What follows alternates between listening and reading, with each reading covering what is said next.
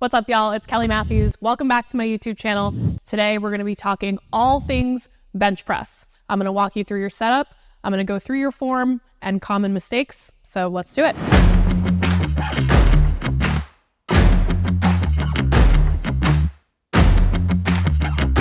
There's a few different setups that you'll find at your gym when you're going to bench press. A lot of gyms will have a bench that are dedicated to bench press, and they're going to be preset, so you can't really adjust where the J hooks are, and the bench is going to be fixed. Here, obviously, you can see I'm setting up in a squat rack, which you can also do. The important thing is that you're able to find the right height for your reach. So if that fixed bench is too high for you, it's going to be really difficult for you to bench press safely and take that bar out of the rack. So in that case, I would get a spotter or set up in a squat rack. I'm going to get onto the bench and I'm going to walk you through step-by-step things that you need to know about getting into your best bench press position. I want to preface this by saying that this is coming from a powerlifting perspective. So there's a few different ways you can bench press, but we're talking about max bench pressing and trying to get as much leverage and lift as much weight as possible. The first thing I'm going to do is I'm going to put some lifters on, some squat shoes. These give me a little extra lift in my foot. If you're on the shorter side, you might want to consider using shoes like that so that you can firmly plant your feet on the floor. Otherwise, you may need to elevate your feet on some plates so that you can get some good leg drive. All right, let's get under the bar. I'm going to come down onto my back.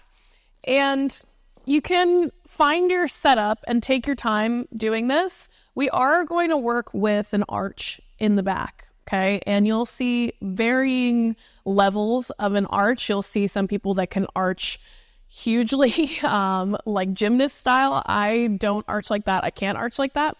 But the arch in your back is just going to put you at an angle that is just better leverage for the bench press in general. When we're talking about powerlifting competitions, the rule is that your butt has to stay on the bench and you also have to basically get to 90 degrees with your elbows. So you can't arch so far that your elbows only get this much bend.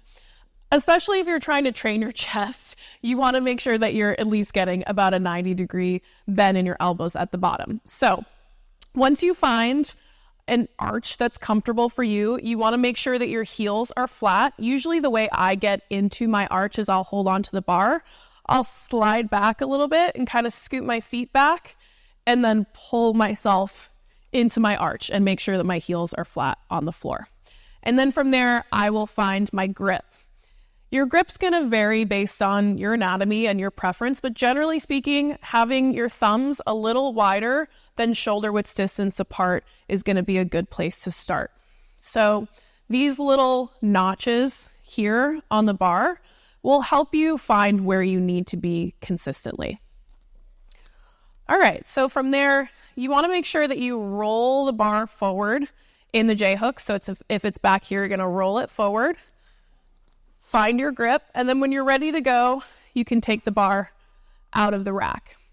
There's no reason for you to rush from here. So the first thing you want to think about doing is if your wrists are curled like this to where your knuckles are pointing back toward you, try and roll them up and get a strong wrist.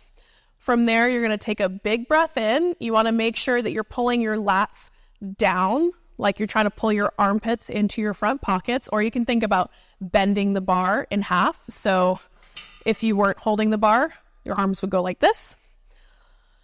And then once you're in a really strong position, you're going to take a breath in. You're going to lower the bar down right to the bottom of your sternum. So you can see the bar travels at a slight angle down.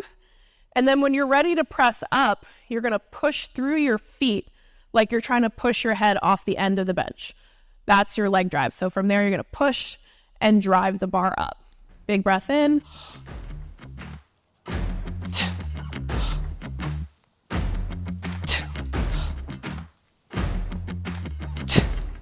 It's going to feel a little funny doing the leg drive with just the bar, especially if you're a little bit on the stronger side. But you really want to get in the habit of doing the same thing every time. So your breath work is the same, the leg drive is the same, regardless of how much weight is going to be on the bar. I'm going to go through a working set, and then we'll go through some common mistakes that I see with the bench press.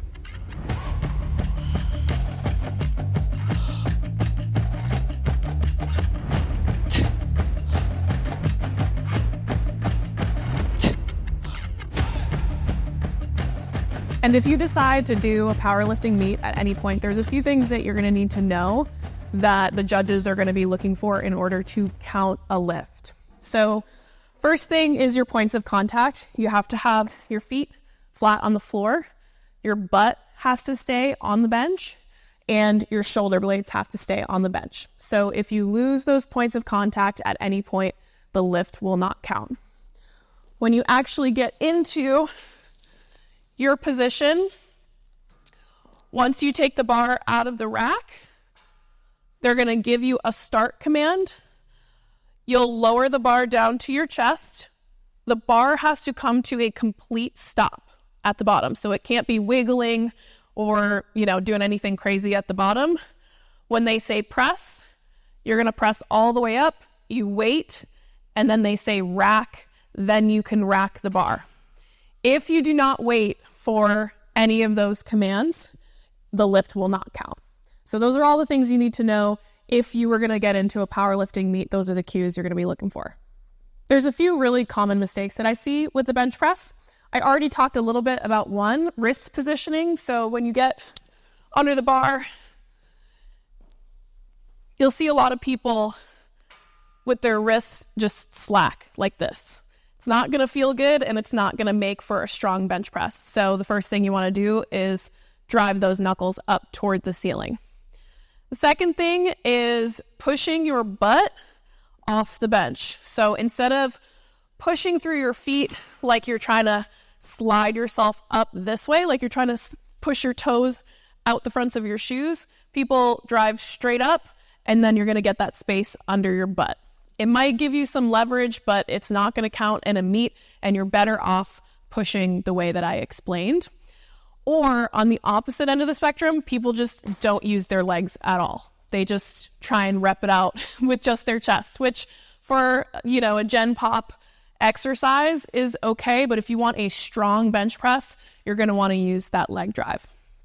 The last thing, we see this all the time in ego lifting, unfortunately. And, I used to do this when I first started bench pressing, and it's bouncing the bar off your chest. So you get down and you just kind of let it ricochet off your sternum. You do not want to do that. It's not going to count in a meet, and it's really not going to make you stronger either, because you're just bouncing it off your chest and bouncing it back up. So get that pause and then press all the way back up. All right, y'all, that's it for the bench press today. I hope you enjoyed it. If you want more content from me, please subscribe to this channel. I'm going to be posting every week. You can also find me on Instagram or TikTok at Kelly L. Matthews. Thanks for joining me. I'll see you guys soon.